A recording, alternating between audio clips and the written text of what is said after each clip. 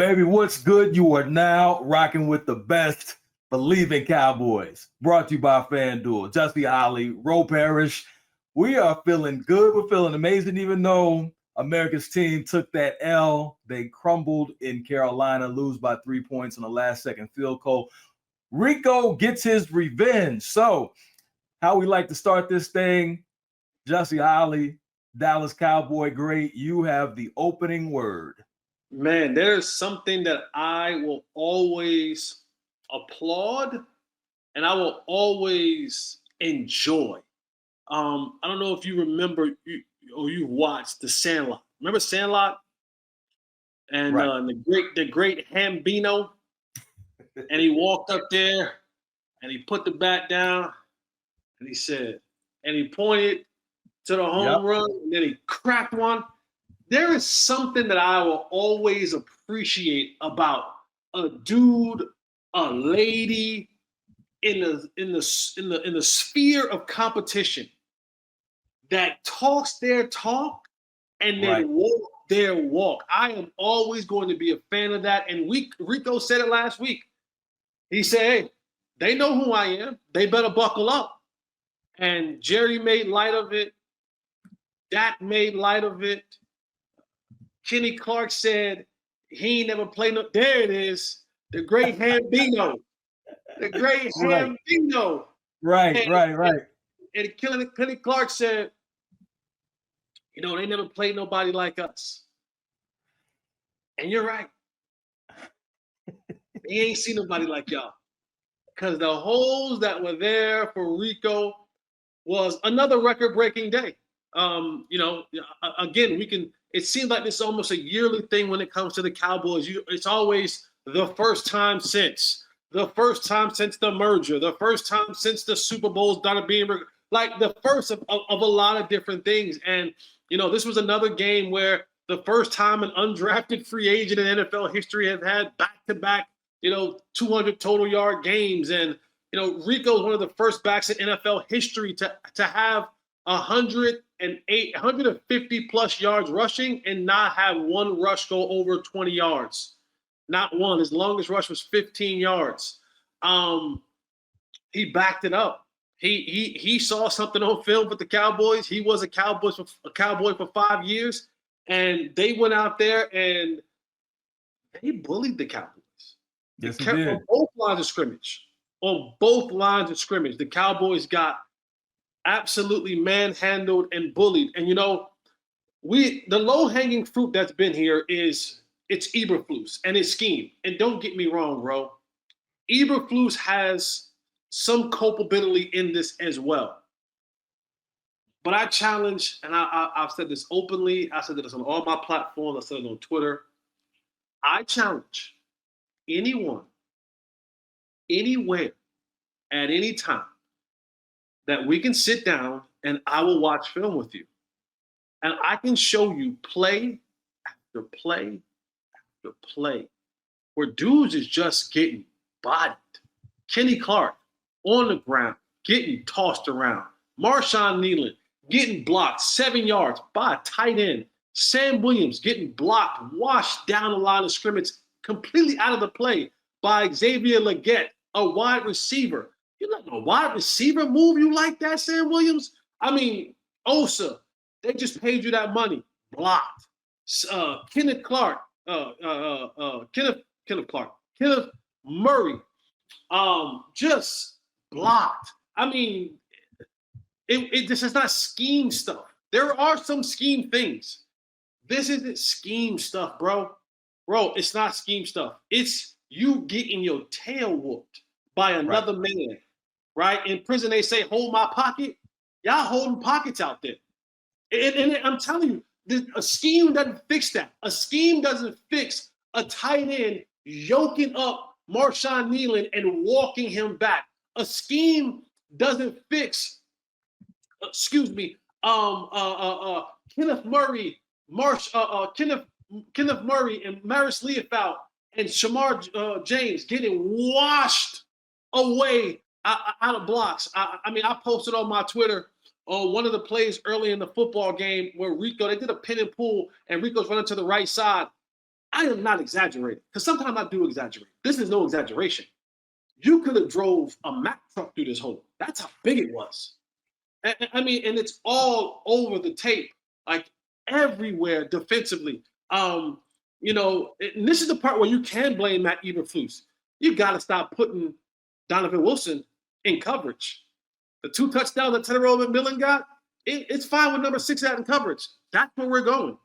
And and the one play that everyone has been talking about is the infamous 4th and 3 at the end of the game, where you see DaRon Bland playing off coverage, and hindsight's 2020.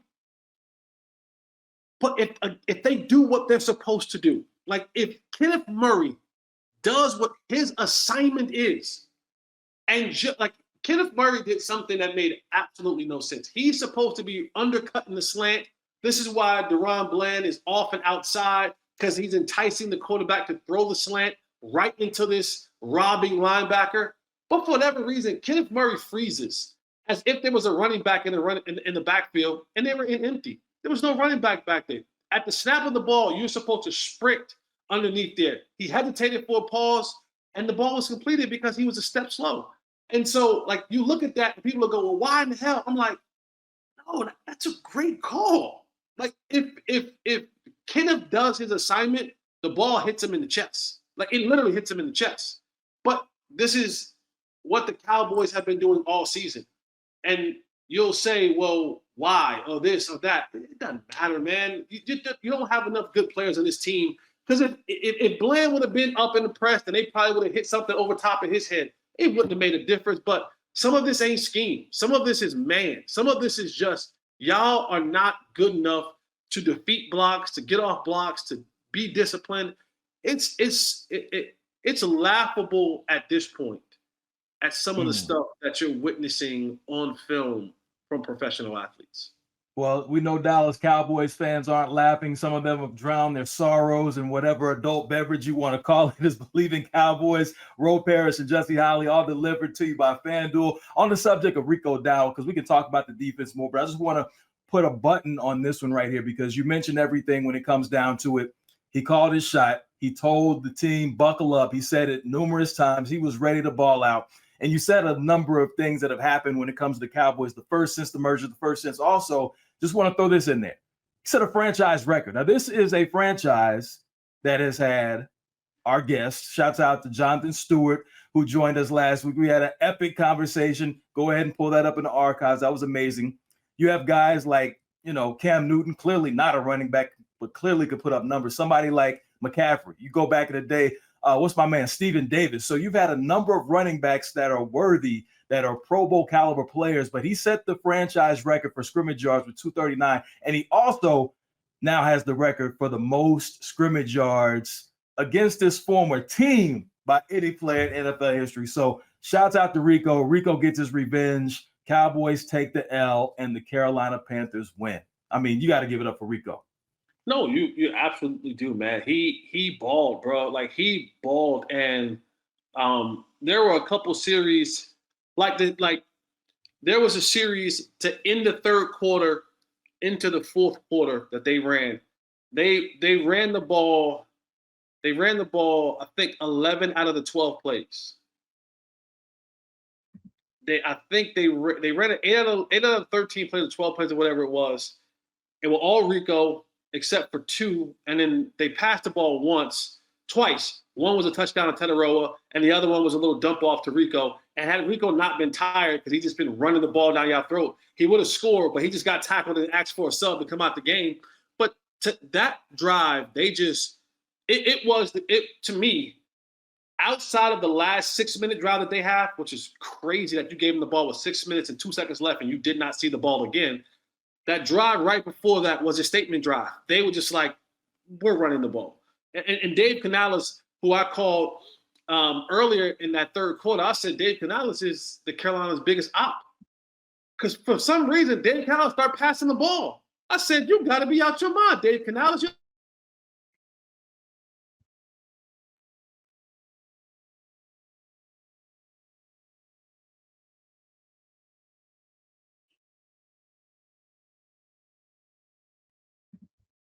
Uh-oh. And I think that we have lost Jesse Holly momentarily. Again, this is Believe in Cowboys. Let me see if I can get Jesse back on the line because we seem to have a disconnection. Yes, we've had a disconnection. So we'll send him a quick text. Again, Believe in Cowboys, Roe Parrish, Jesse Holly, Dallas Cowboys take the L. Mentioned that already, going against Carolina Panthers. By the way, it is Jerry Jones's birthday today. Yes, Jerry Jones. Happy birthday to you. I think it's ironic that it's also a day before Stephen A. Smith's birthday. And we all know that anybody that watches this podcast probably watches ESPN, and we know that Stephen A. Smith is arguably, if not the biggest troll of the Dallas Cowboys ever in the history. You know, you see guys on the internet, you see people say things, but he is clearly the biggest troll when it comes to Cowboys ever in life. Yeah, and Jesse just let me know his internet went out. Gotta love how things work present day. And we will now try to add Jesse Holly back. And Jesse Holly is back. So you were in the middle of a rant, and then the next thing you know, the people at the internet said, "Nah, this ain't happening." And while you were away, and I think you froze it again. We acknowledged Jerry Jones's birthday, and we gave him a birthday shout out. And your face is still frozen. So we'll work through these technical difficulties. This is the joys of doing podcasts and providing content on the internet remotely. So once again, like I said, the biggest troll ever. Stephen A. Smith's birthday is the day after Jerry Jones. Jerry Jones's birthday is today, the day we're recording this podcast. He turns 83. Let me just remove Jesse from the screen, and it'll just be me for a second. But yeah, so I just think it's ironic that those two have back-to-back birthdays. They've clearly gone at it head-to-head in interviews, and they seem to get along very well. Stephen A. Smith talks highly of him. I don't know if Jerry Jones really likes him. He says he does. He treats him nicely. Yeah, it is what it is. But enough of that. Happy birthday to, I say, the greatest businessman in the history of sports. It's not even close, no question. And maybe in the conversation for best businessman ever in anything. So, back at it. While you were away, we were giving praise to the person whose birthday is today as we record this podcast. Jerry Jones is his birthday. He's celebrating. He's turning 83. We know that he loves to be in the spotlight. We know that he did not talk to the media yesterday. And I think we got you back. We're good to go. And I know you were in the middle of a rant, but we're gonna just come back to that. So okay. I'm putting Will McClay. Will McClay's birthday is today as well. Shouts out to Will McClay. Yeah. Shouts out to Will McClay, and people who are in the know that Will McClay is basically the secret sauce of the Dallas Cowboys. Because once they got Will McClay in the mix and he started to make those picks in the scouting department, things started to change. Fortunes changed dramatically for the Dallas Cowboys. So big shouts out to Will McClay. But with all that said, I need to know, do you have a favorite Jerry Jones moment or Jerry Jones story that you can share with the good people that subscribe and like our podcast? Man, well, that's a great. No, I don't. I'm thinking of stories. I'm like, I can't share that one. Can't share that one. Can't share that one. Think about it for a second. All I'm gonna say is this: one night, I was in a Dallas, let's say a bar, club, whatever you want to call it. I just went to a movie premiere, and I'm with a Dallas Cowboy who no longer plays for the team. I'm not going to mention his name because he's the homie. But he was up for a contract, and I think people know that Jerry Jones likes to get out and about every now and then, but he usually sends his people in before to check and see, okay, are there any of my players in there? Because some of the players, he hangs out with some players, but some players he doesn't hang out with. So he wanted to make sure that none of the players were in there. So we were sitting in the back, me and this former Cowboys player who was up for a contract extension, was about to be a free agent. Jerry comes into this place we are, and he starts mingling, and people start talking to him. And my buddy is like, you know what? I'm going to go say what's up. I'm like, yeah, why not? But Jerry has no clue that this player is in the building. So player walks up, speaks to Jerry. They have a good banter back and forth. And this player is a starter. This player ended up, let me not give that away because that'll give the player away. He was a starter who was a strong contributor to winning during an era of the Cowboys. Jerry told that man, I can't wait to resign you. We're going to make this deal happen. Fast forward, Jerry lied to that man's face. That player did not get re-signed. He went on to have success in another location, and he is still a friend of mine. But Jerry had fun that night, and he lied to that man's face. So anyway, it's a business. I'll say this when it comes to Jerry, and if you've ever had an opportunity to attend any party that Jerry Jones throws, it is going to be it's going to list on your best parties list. Like he knows marketing, he knows how to make money, and he knows how to throw an absolute party. Christmas party, birthday party, Hall of Fame party. If it has to do with partying and Jerry Jones is attached to it, I can promise you, I've been to several of them. It is going to be one that is of epic proportion. And I'll say that about Jerry. The man knows how to have a good time. That I'll say about Jerry Jones. He understands and knows you play hard, you make a bunch of money, but you party hard. And he does. No question. We know that Jerry does that. And also, while you're away, I talk reckless about Jerry at times, but I'm always there to give him his due. Still, to me, we can argue all day. The best businessman that the world of sports has ever seen. You can put him in the conversation with any businessman in the regular world of business because the moves that he's made, the deals that he's brought forth, the revenue that he's brought to the NFL, owners, players, the commissioner, he's done amazing things. So that goes without being said. So props to Jerry Jones on his birthday.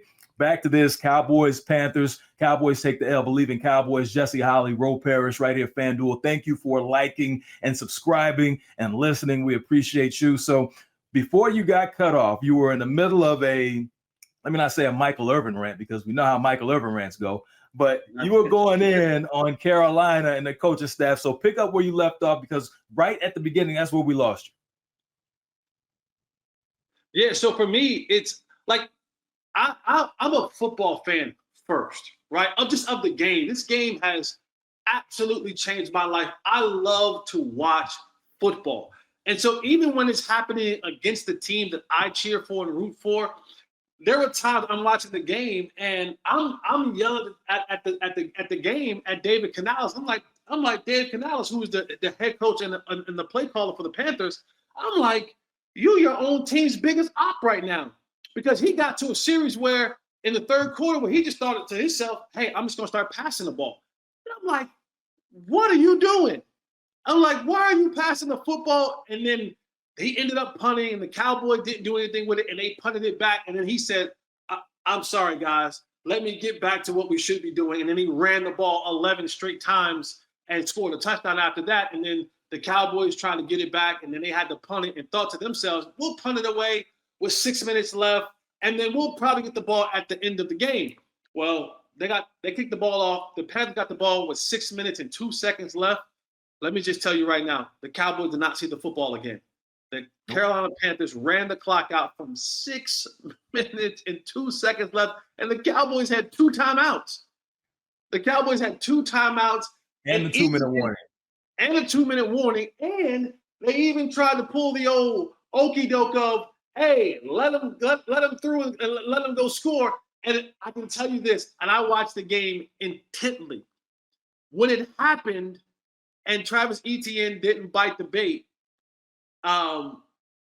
it wasn't until after the play that I realized, oh, that's what they were trying to do, because that's how it looked all game long. Even when they were trying to let him score a touchdown and not tackle him, I thought because it looked like every other play that the guy gets to the second and third level and no one has touched him yet. And I was like, oh, snap. Because Etienne gets up and he's shaking his head like, nah, I'm not falling for that one.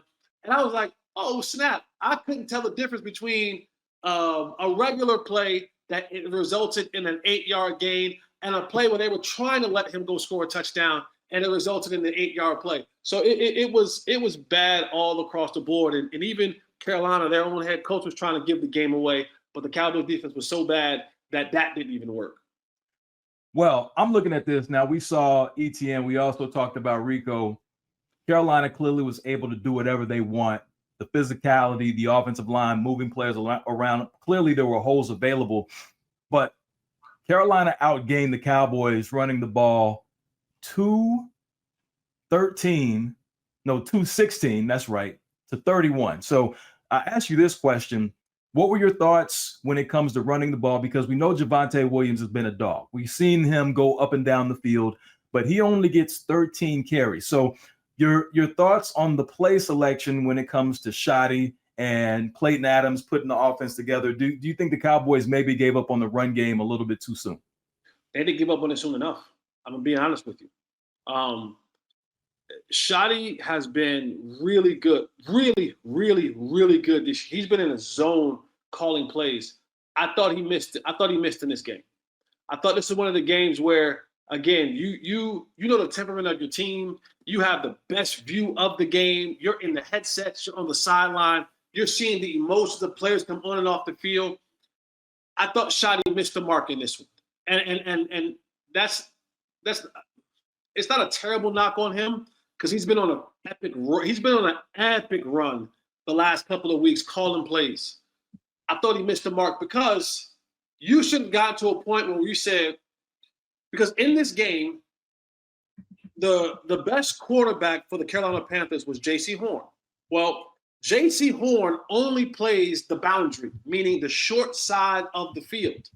Mike Jackson plays the field or the wide side of the field. They don't switch. They weren't traveling. George Pickens was eating the breakfast, lunch, and dinner of Mike Jackson. Once Shoddy felt like this wasn't going to be a game where I can get the running going, I thought he should have just said, screw it. We're airing this thing out. And we're going to air it out, and I'm going to line up George to the field and opposite of J.C. Horn, and I'm just going to let him go to work until they do something different. Because Carolina Panthers, starting with Derek Brown up front, number 95, who is a tremendous defensive tackle, man, they had 1,000 pounds of beef up there. Ashawn Robinson and 91, 97, 94, 95, and they just manhandled the Cowboys up front. And there's certain things that when you win sometimes gets overlooked, or if you may have success that gets overlooked, and everyone thinks, oh yeah, we can just do it with backup and third string offensive linemen and everything will work. Not when you face real competition. And they faced real competition and those backups got chewed up. Even your starters, Tyler Smith didn't look great. Tyler Guyton didn't look great. I mean, you got chewed up front. And then on top of that, when you look at a lot of the runs that Javonte Williams had throughout this season, we always talk about how hard and physical he runs. Well, guess what? A lot of the runs that he was having, he was making and then breaking contact at or around the line of scrimmage, then getting positive yards. Well, he ran into a situation where you weren't breaking those tackles. Ashawn Robinson and Derek Brown, 300-pound dudes, when they got their hands on you, you came down. You weren't running through those tackles. You weren't getting to their linebackers on the second level. Or when their linebackers got to you, it was at the line of scrimmage. So you didn't get a chance to get your momentum going downhill. And that's been the case for a while, but because he's having success, it's overlooked.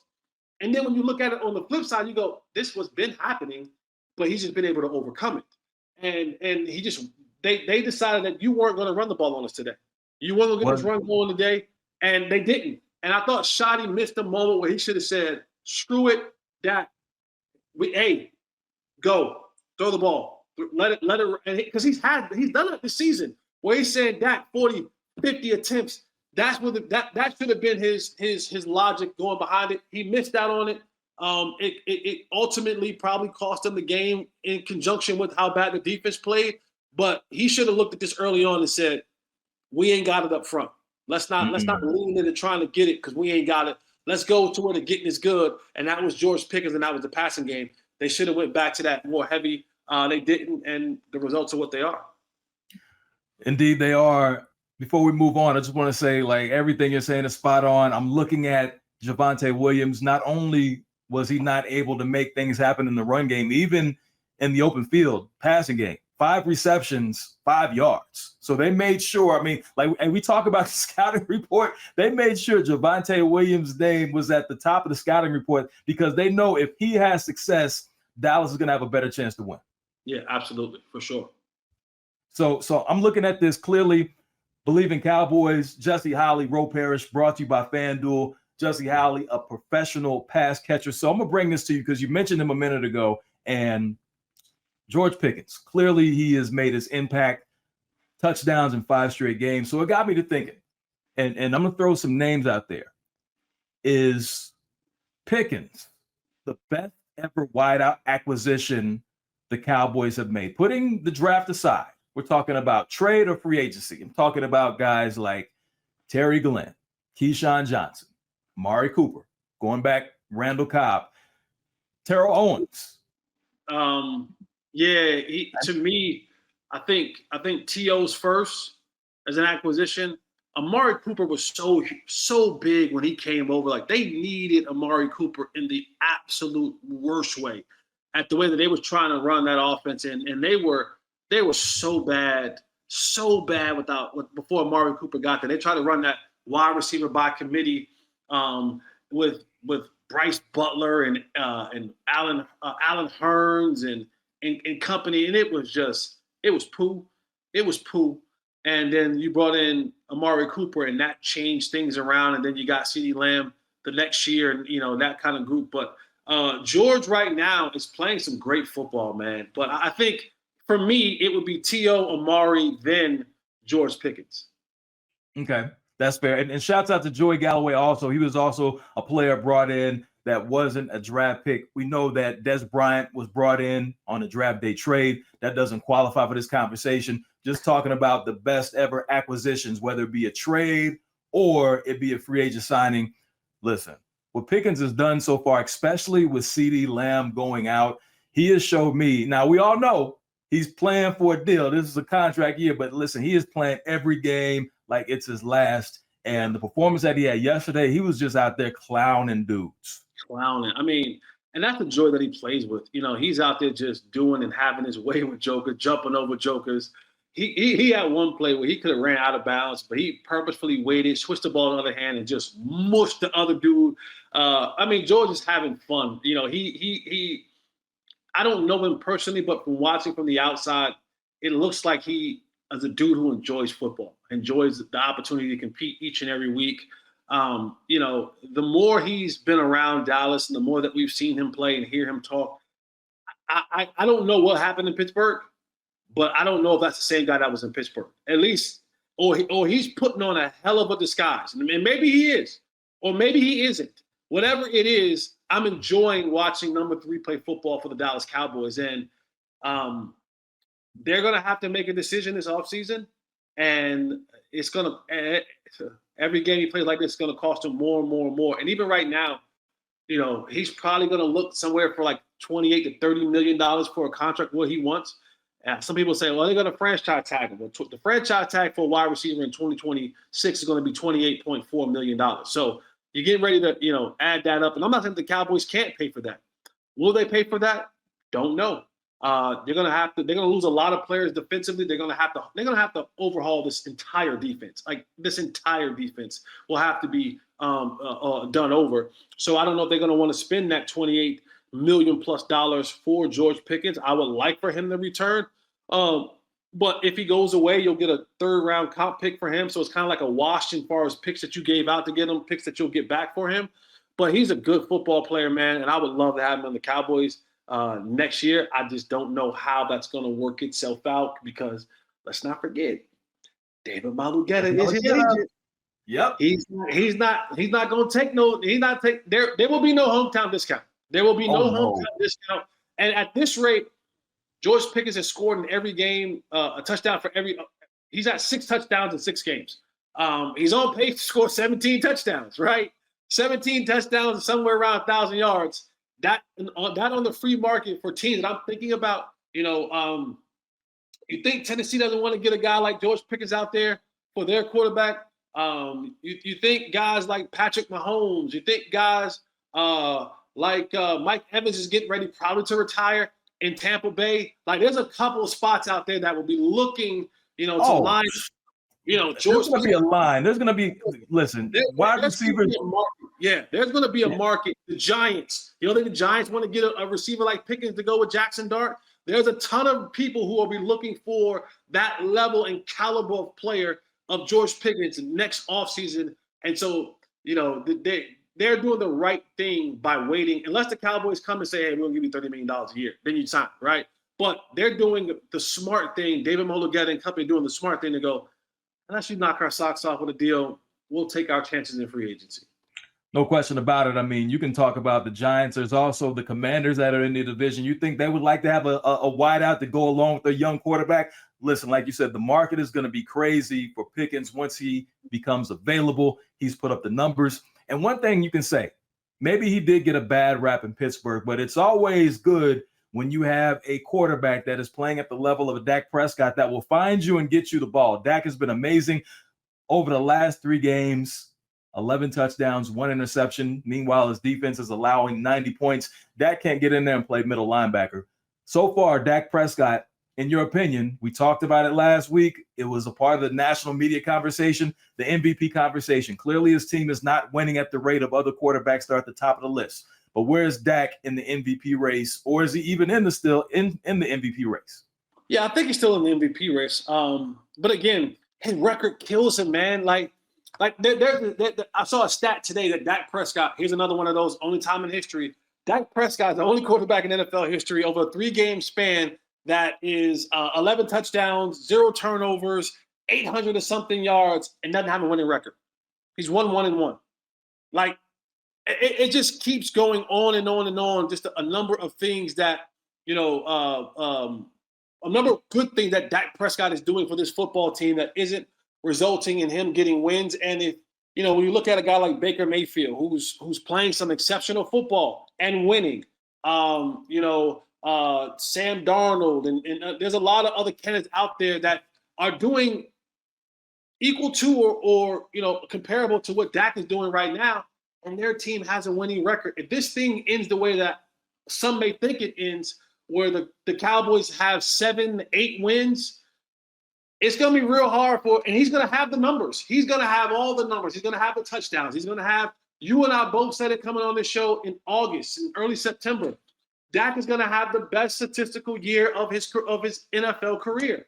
And it won't result in him winning an MVP because they'll probably be 8-1. You know what I'm saying? And that's just won't cut it. They'll be 8-1 and won't make the playoffs, and you'll say, damn, this dude threw for 5,000 yards, 40 touchdowns, and they just didn't get the victories.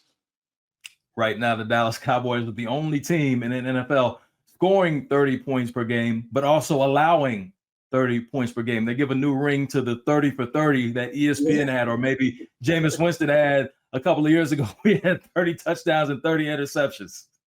Yeah, and there's one critique that I have, and I'm trying to pull it up now. There's one critique that I have of QB1 where I thought you missed the mark on this one, and I never want to see it again. And people don't have a sense of humor, and I don't care because I have a sense of humor. But there's Dak Prescott who's coming out. I'm trying to pause it. Let me see here. Can you see that right there? Yeah, I saw that when he's coming. That's when he was coming out, getting ready for the game. Cowboys. That's on the Cowboys Twitter feed. Yeah. No more no more young people outfits. No more. All right, Dak Prescott, you're a suit guy.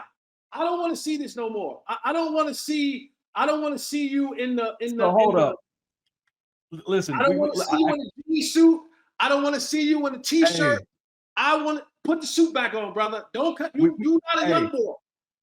We know he's on the Jordan brand now. I saw that video too. I saw his attire on the 2 different posts when he was on the plane and going to the game. It appears that he is promoting apparel for the line that endorses him. That's what it looks like. I don't know if he's in the YN club. However, that's what it looks like. Look, we all know that you Jordan brand. We saw your blue Jordan 11s on the football field. We see your Jordan 1s when you're walking up to the plane. When you walk to the game, I went back and I looked. I took his Twitter feed. I took the Cowboys Twitter feed. And every single game, home and or away, he's walking in that thing suited and booted. I don't know what this was. I don't like it. I'm not saying this was the reason the Cowboys lost. I'm just saying, don't do it again. Put your suit back on. Put your custom suits back on. You the old head of the group. You ain't the young boy of the group. You're not Wanye and Osa and the young folks in there. You 32. You 32. That's grandpa. That's big That's in big football years. So 32. I was like, I saw that before the game. I said, I don't like it. I don't like it one bit. I don't like it one bit. Right.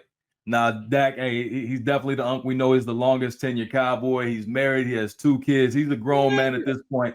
Hey, take off the jeans, baggy jeans, suit. Nah. Put your slacks back on. Put your hard bottoms back on, and walk into this thing like a professional. You ain't one of the young boys out here, man. I said, look at that. Who gave that outfit? No.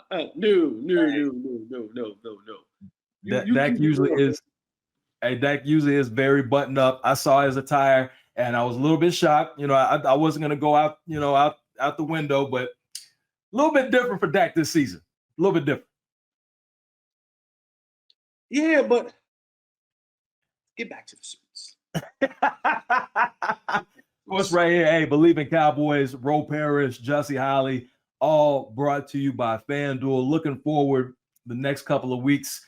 Cowboys have a bye on the horizon, but not before they host the Commanders. They go to Denver in that thin air, and then they have the man that has never, ever lost in the stadium as a quarterback. That is Kyler Murray, currently injured. Will he play? That remains to be seen, a couple of weeks away. So I'm looking at these next couple of games. They should be winnable. However, we don't know what's going to happen with that defense. You can't necessarily just go out and get new players. You can't do things that change things dramatically to where it's going to improve. Or can you, is the question. Not for this defense. Yikes. Not for this defense. You need 4 or 5 players. You need almost 2 players at every level.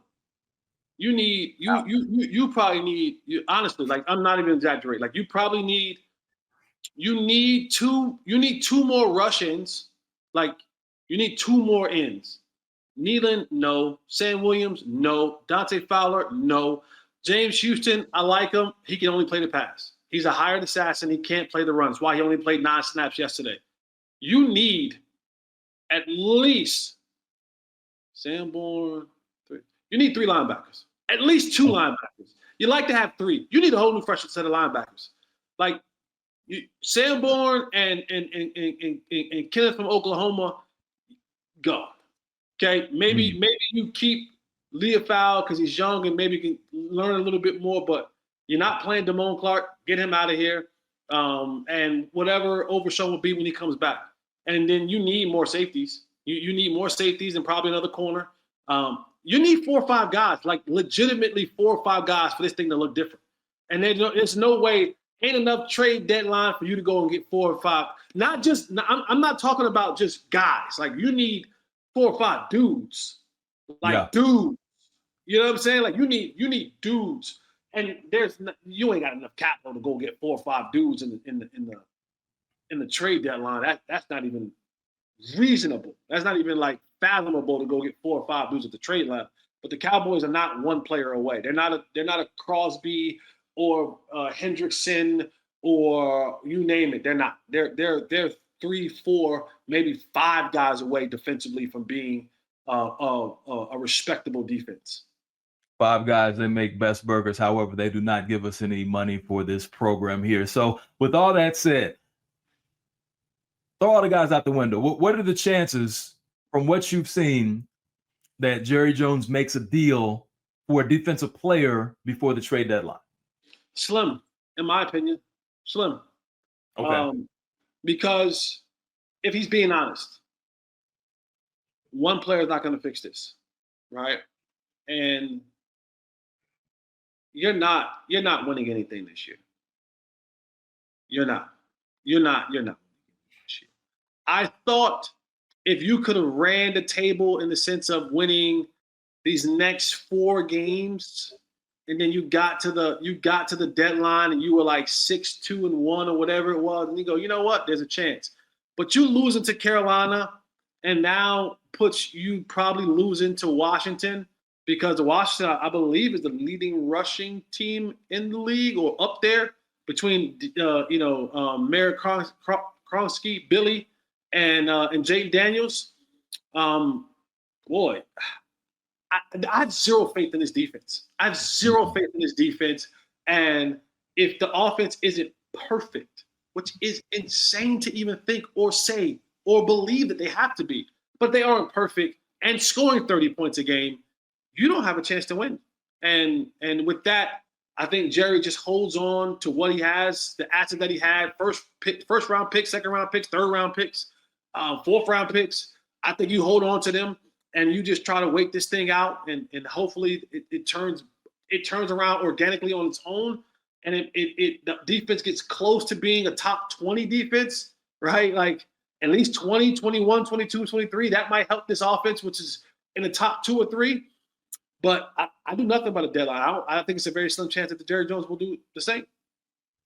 Interested to see what's going to happen. We're going to have our eyes on it. We're going to bring it all to you as we receive it. Believe in Cowboys, Jesse Holly and Ro Parrish right here. All brought to you by FanDuel. We appreciate you for liking and subscribing. We'll continue to bring you the best content that we absolutely can. We're going to call our shot and continue to do things like Rico, who got his revenge. Hey, there it is. Love, respect, and salute. We out of here.